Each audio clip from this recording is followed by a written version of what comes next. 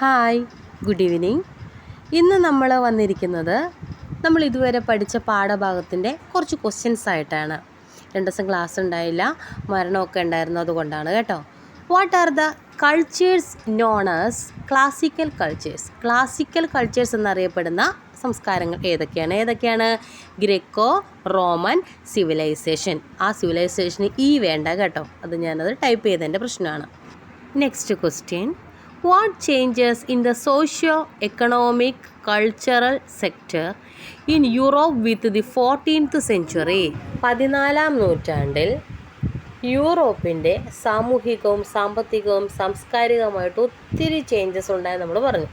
എന്തൊക്കെ ചേഞ്ചസ് ആണ് ഉണ്ടായത്, അല്ലെങ്കിൽ ഏതൊക്കെ മേഖലയിലാണ് ചേഞ്ചസ് ഉണ്ടായത്? അപ്പോൾ പുസ്തകം അങ്ങനെ തന്നെ ടീച്ചർ എടുത്ത് വെച്ചിട്ടുണ്ട്. ഏതൊക്കെയാണ്? ഹ്യൂമനിസ്റ്റിക് പേഴ്സ്പെക്റ്റീവ് അല്ലേ, ഹ്യൂമനിസം എന്ന് പറയുന്ന ഒരു കോൺസെപ്റ്റ് ഉദിച്ചു.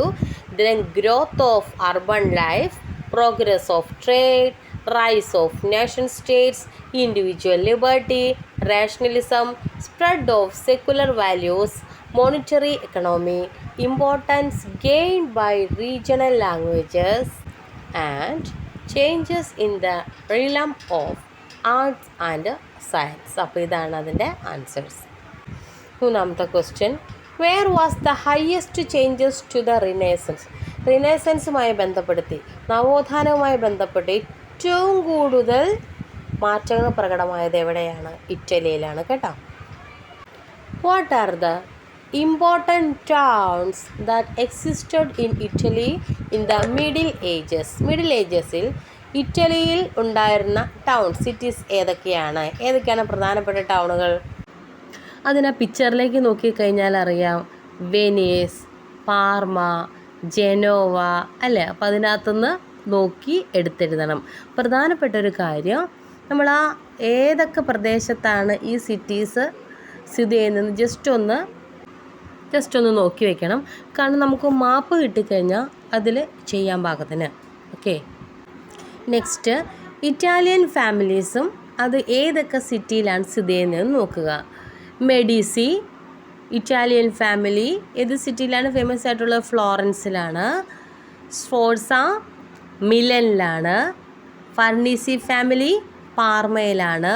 ഓർസിനി നേപ്പിൾസിലാണ്.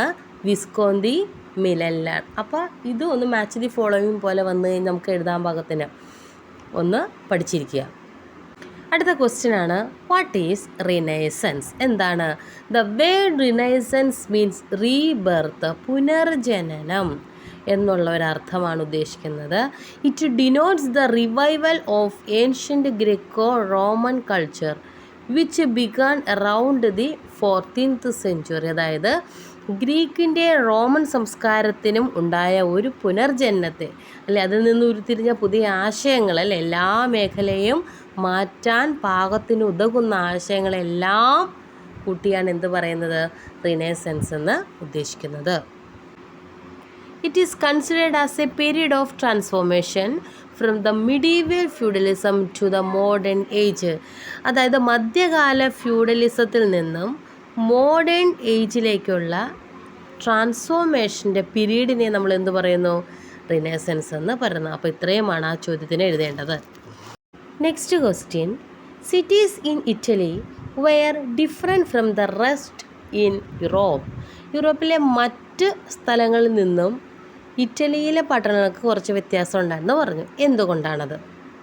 First, they were more independent, wealthy and dynamic. ഇറ്റലിയിലെ പട്ടണങ്ങൾ മറ്റു സ്ഥലങ്ങളിൽ നിന്ന് കൂടുതൽ സ്വതന്ത്രമായിരുന്നു, പിന്നെ സമ്പത്ത് കൂടുതലുള്ള പ്രദേശമായിരുന്നു, അതുപോലെ തന്നെ വളരെ ഡൈനാമിക് ആയിരുന്നു.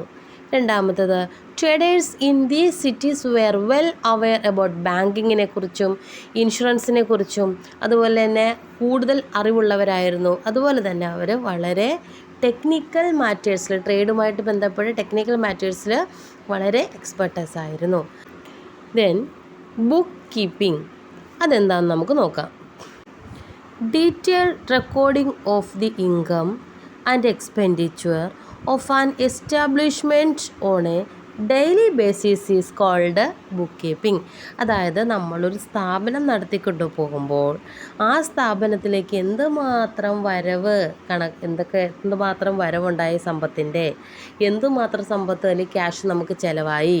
അപ്പോൾ വരവായത് 1000 രൂപ മൊത്തം ലഭിച്ചു, അപ്പോൾ 1000 എഴുതി വെച്ചു. അതിൽ 700 രൂപ ചിലവായി, അപ്പോൾ ചിലവായത് 700 രൂപ, ബാലൻസ് നിൽക്കുന്നത് 300 രൂപ. ഇങ്ങനെ എഴുതി വയ്ക്കുമല്ലോ ഓരോ ദിവസത്തെ ഡെയിലി കണക്കുകൾ. ആ പ്രോസസ്സിനെയാണ് നമ്മൾ ബുക്ക് കീപ്പിംഗ് എന്ന് പറയുന്നത്.